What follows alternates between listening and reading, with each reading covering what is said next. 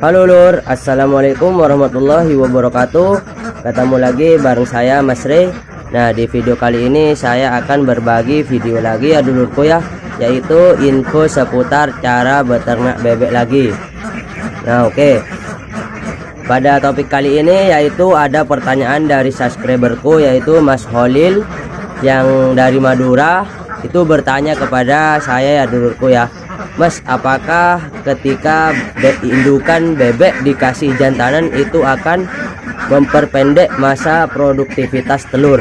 Nah, kurang lebih seperti itu temanya ya dulurku ya. Nah, ini untuk khusus Mas Holil. Untuk Mas Holil saya minta maaf, saya baru bisa bikinin videonya ya, karena banyak kesibukan. Saya juga sakit ya lur. Nah, ini suara saya sudah serak-serak. Nah, aslinya kalau sakit tidak boleh masuk ke dalam kandang bebek ya lur, karena dapat menularkan virus. Nah oke, sebelum lanjut saya ucapkan buat dulurku terima kasih sudah subscribe, sudah like, yang sudah support saya, terima kasih. Semoga dulurku diberi kesehatan, diberi rezeki yang lancar, dan dilancarkan usahanya, amin amin ya robbal alamin.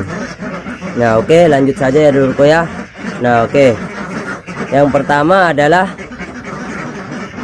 saya rasa kalau dikasih pejantan dalam indukan bebek itu tidak terpengaruh ya lur kepada masa produktivitas telur.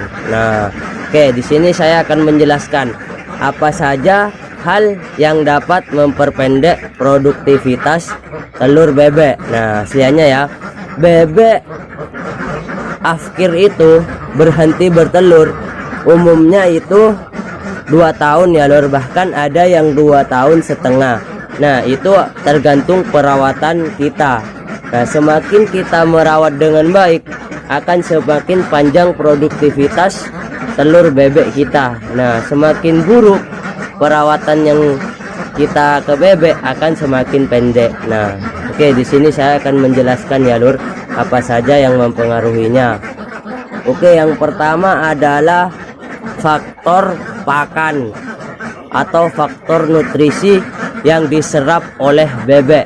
Nah, ketika kita mengasih pakan yang tidak sesuai dengan nutrisi bebek, istilahnya jelek lah, pakan tidak sesuai itu jelek. Nah, itu dapat memperpendek produktivitas telur bebek. Nah, bisa jadi juga memperkecil produktivitas telur. Nah, mungkin dari 100 ekor bisa bertelur sampai 30% sampai 50% saja jika nutrisi pakan yang kita kasih itu tidak sesuai standar yang dibutuhkan bebek.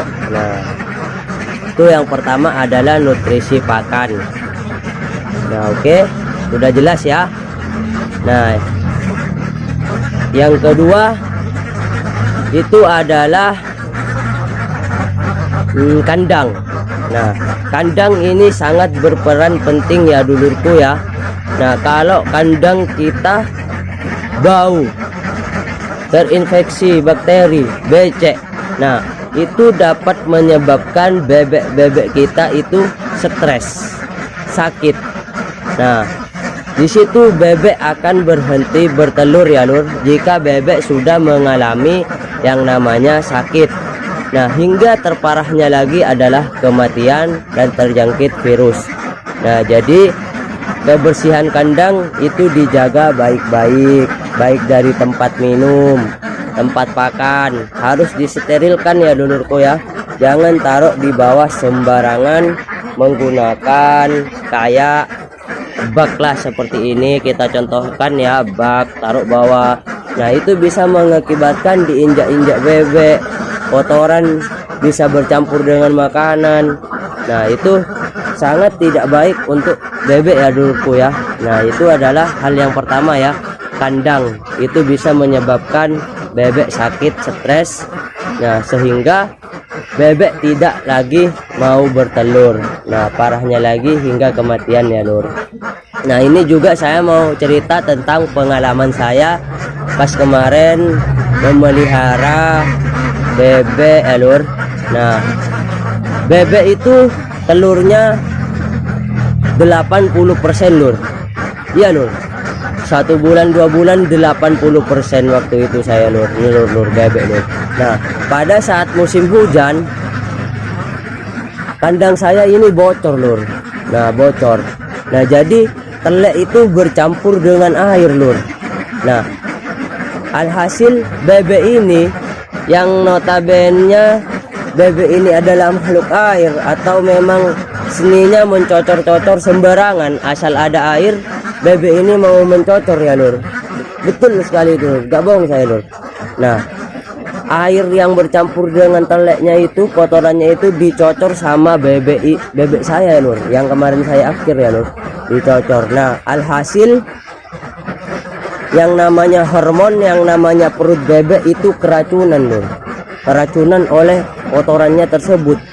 Nah terus ya lur, bebek yang nelur 80% makin lama makin turun lur, 70%, 60%, 50%.